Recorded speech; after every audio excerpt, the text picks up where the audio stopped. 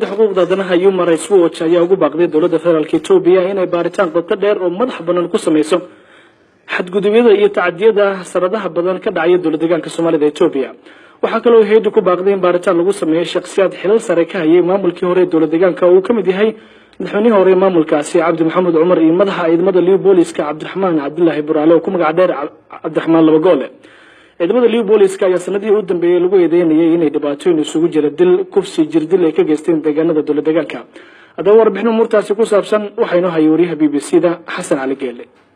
Human Rights Watch waxa ay warbixinteeda ku sheegtay in dawladda Itoobiya looga baahan yahay xaqiijinta in cadaalad loo helo tacadiyada argagaxa leh ee muddada ka badan 10 sano ka dhacay deegaanka Soomaalida Itoobiya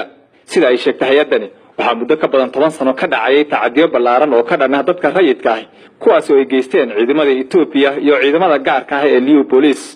Latisha Beda oo ka tirsan hay'adda Human Rights Watch ayaa BBC-da u sheegtay in Liu Police ay dadka iska laynayeen isla markaana maamulka dawladda deegaanka Soomaalida Itoobiya oo kaashanaya ciidamada Liu Police ay tacadiyo argagax leh ka geysanayeen gobolkaasi waxayna tusaale ahaan u soo qaadatay xabsiga dhexe ee ku yaala Jigjiga ka oo loo yaqaan Jeelogaadeen. More recently we documented ongoing abuses, counterinsurgencies. Dhawaan waxaan diiwaan gelinay oo aan ogaanay in ciidamada Liu Police ay sanado badan qaybo kala gedisan oo ka tirsan gobolka Soomaalida ay ka geysanayeen tacdiyo joogto ah hawlgallo ay ku doonayaan inay uga hortagaan kacdoon iyo hawlgallo ka dhan ah dadka rayidka ah waxa ay geysanayeen weeraro lagu bartilmaameedsanayo tuulooyinka dadka ayaa la iska leeyahay waad ogtahay markii horeysay sanadkan waxaan warbixin ka soo saarnay tacdiyo in ka badan 7 sano ka dhacay xabsiga Jeelogaadeen oo ay ka dhacayeen tacdiyo arxan darro ah iyo jirdil xabsigaas waxaa maamulayay mas'uuliyiinta dawladda deegaanka Soomaalida ciidamada Liu Police-kana kaalin buuxda ayay ku lahaayeen maamulka xabsigaasi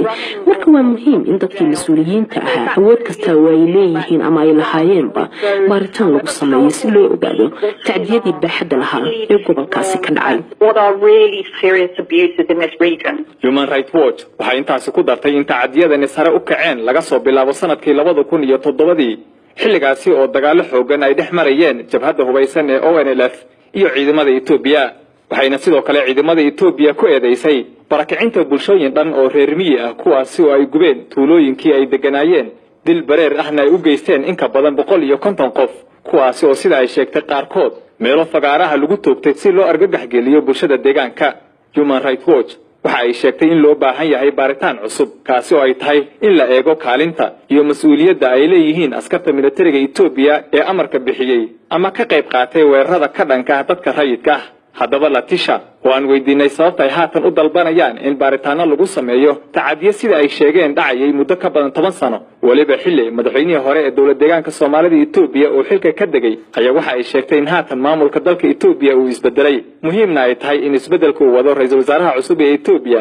ay qayb ka noqdaan la xisaabtanka dadkii tacadiyada ka geystay gobolka Soomaalida Itoobiya. We've actually been calling for investigations into the region. Anaga muddo sanada ah ayaan ku baaqaynay in baaritaan lagu sameeyo tacdiyada gobolkaasi ka dhacay hadda waxaan filayaa in uu yahay waqtiga ugu habboonaa waayo waxaa xilka haya ra'iisul wasaare cusub oo ay ka go'an tahay in uu isbedel ka sameeyo dalkaasi Itoobiya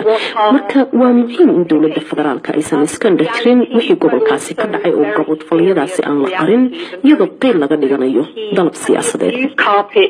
in the name of political expediency. Human Rights Watch waxa ay sheegtay in aan ahayn in cafis loo fidiyo dadka geystay dambiyada ka dhanka ah aadanaha waxayna dawladda Itoobiya ku eedeysay talaabooyin argoosi ah oo ay kula kacday dadka ka hadlaya tacadiyada deegaankaasi ka dhacayay tusaale ahaan waxa ay sheegtay in dawladda Itoobiya ay sanadkii 2016 ay xirxirtay 10 ka mid ah ehelada dad Itoobiyaan ah oo ka qayb qaatay mudaharaad ka dhacayay magaalada Melbourne ee dalka Australia kaasi oo looga soo horjeeday maamulka Jigjiga sida ay sheegtay Human Rights Watch qaar ka mid ah eheladaasi ayaa bilooyin xirnaa si loogu ciqaabo ka qaybgalka mudaharaadkaasi ka dhacay Melbourne ee eheladooda ay ka qayb galeen.